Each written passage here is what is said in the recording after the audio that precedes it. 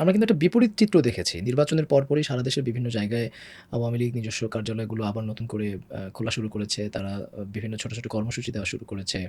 এই যে তারা ফিরে আসার যে একটা চেষ্টা চালাচ্ছে, এটাকে কি কোনোভাবে সরকারের সাথে যোগসাজশে হচ্ছে বলে মনে করেন কিনা?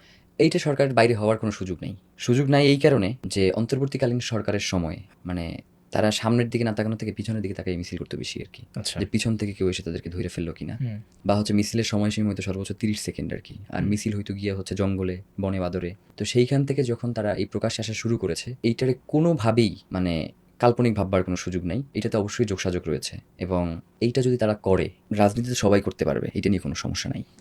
কিন্তু রাজনীতি কারা করবে? এটা তো একটা ক্রাইটেরিয়া আছে না? হ্যাঁ, যেমন নির্বাচন কোনো দলের যদি নিবন্ধন দরকার হয়, তার একটা জনগণের তার একটা সমর্থন লাগে না? লাগে। এখন মানে সন্ত্রাসীদের রাজনীতি করবার অধিকার আছে জেলখানায়। মানে জেলখানায় গিয়া সে আরকি বসবাস করতে পারবে, এটাই তার অধিকার। হুম, তো সেই জায়গা থেকে আপনি এই মানে হচ্ছে এমন না যে জুলাইটায় আরকি খুব বিচ্ছিন্ন ঘটনা। পুরো আওয়ামী লীগ, তার সকল অঙ্গ সংগঠন এই জুলাইয়ে দলগতভাবে তারা হচ্ছে এই গণহত্যায় মেতে উঠেছে প্রশাসনের সহযোগিতায়। তো একটা দল যেই গণহত্যার দায়ে জড়িত, একটা দল যেই দলের প্রধানমন্ত্রীর এই গণহত্যার দায়ে ফাঁসির রায় হয়, একটা দল যেই দলের ইউনিয়ন পর্যায়ের সভাপতিও মার্ডার মামলার আসামি, মানে যেই দলের নৈতিক বৃত্তিই হচ্ছে খুন, গুম, হত্যা। তো সেই দলকে আসলে কি ইনসাফ পাইয়ে দিতে চায় আমি জানি না। আমরা আবারও বলি এই ভুলগুলো আর কইরেন না। শহীদ প্রেসিডেন্ট জিয়াউর রহমান তিনি বাংলাদেশে এই আওয়ামী লীগের ফিরে আইনা যেই ভুলটা করছে, এই ভুলটার পুনরাবৃত্তি না হোক।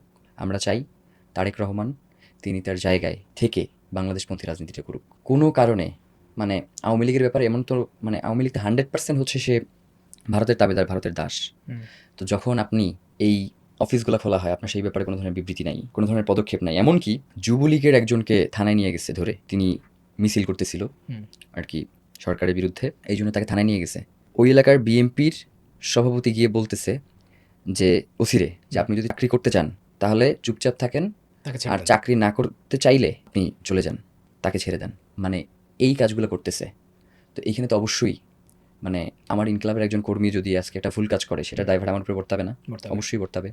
তো সেই জায়গা থেকে বিএনপির কেউ যদি এই কাজগুলো করে, কোনো নেতা-খাতা, তাহলে সেটার দায়ভার তার উপরে গিয়ে পড়বে। মানে হচ্ছে বিএনপির কেউ যদি ছাত্রদলের তৃণমূল পর্যায়ে কেউ যদি একটা ভালো কাজ করে, সেইটাকে যদি করতে পারেন, তাহলে তার খারাপ কাজটাকে আপনাকে করতে পারতে হবে এবং ওইটার বিরোধিতা আপনার করতে হবে।